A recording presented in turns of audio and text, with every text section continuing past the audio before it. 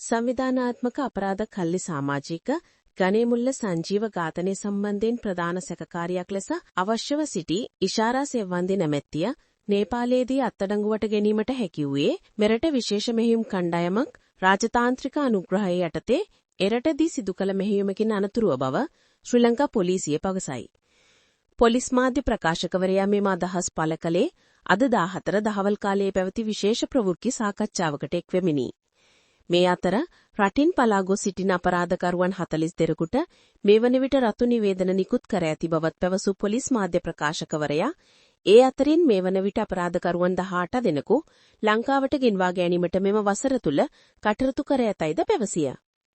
Police ප්‍රතිවරයාගේ ඍජු මැදිහත්වීම මත අපරාධ පරීක්ෂණ දෙපාර්තමේන්තුව සහ විශේෂ පොලිස් කණ්ඩායමක් ඒකාබද්ධව සිදු කළ මෙහෙයුමකින් අනතුරුව ඉෂාරා සෙව්වන්දිව නේපාලයේදී අත්අඩංගුවට ගත් බවද පොලිස් මාධ්‍ය ප්‍රකාශකවරයා මෙහිදී කියා සිටියේය.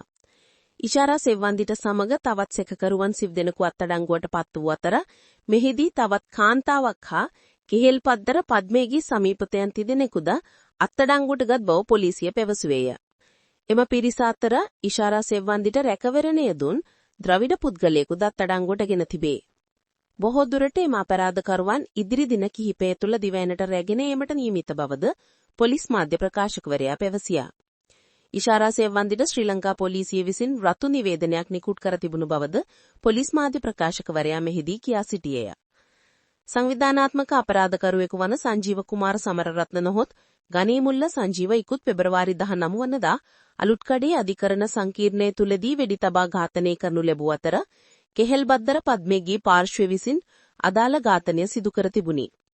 ඝාතනය සිදු කළ වෙඩික්කරුවා බවට පැවසෙන සමිඳු දිල්ෂාන් පියුමංග නැමැත්තාව එදිනම පුත්තලම පාලවිය ප්‍රදේශයේදී විශේෂ කාර්යබලකා නිලධාරීන්ගේ අත්අඩංගුවට ගත් අතර අනතුරු විමර්ශන නිලධාරීන් අධිකරණ සංකීර්ණයේ පිහිටි CCTV කැමරා පරීක්ෂා කළ අතර එහිදී අනාවරණ වුණේ කාන්තාවක්ද වෙඩික්කරුගේ සහයට පැමිණි ඇති බවයි.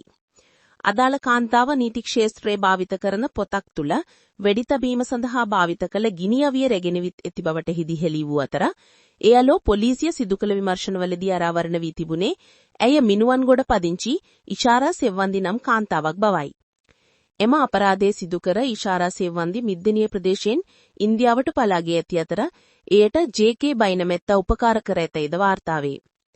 ඇය රුපියල් ලක්ෂ 6ක 50ක පමණ වියදම් කර ඉන්දියාවට පලා ගොස් එහි සති 3ක පමණ කාලයක් රැඳී සිටි තිබේ. ඉන් අනතුරුව ඉෂාරා බස් වලින් සහ දුම්රින් පලා ගිය ඇති අතර දින 7කට පසුව ඇය නේපාලයට ළඟා වී ඇතයිද වාර්තා වේ. පසුව නේපාලයේ කඳුපර ප්‍රදේශයක තට්ටු නිවසක ඉහළ මහලේ රැඳී සිටිදී ඊයේ මෙලෙස අත්අඩංගුවට පත් වී තිබුණි. මේ අතර ඉෂාරා සෙව්වන්දිට ආදේශකයක් ලෙස යොදාගත් වෙනත් කාන්තාවක් සඳහාද විවිධ රටවලට පලා යාමට හැකිවන අයුරින් පාස්පෝර්ට් සකස් කර ඇති බවද මෙහිදී අනාවරණ වී තිබෙනවා.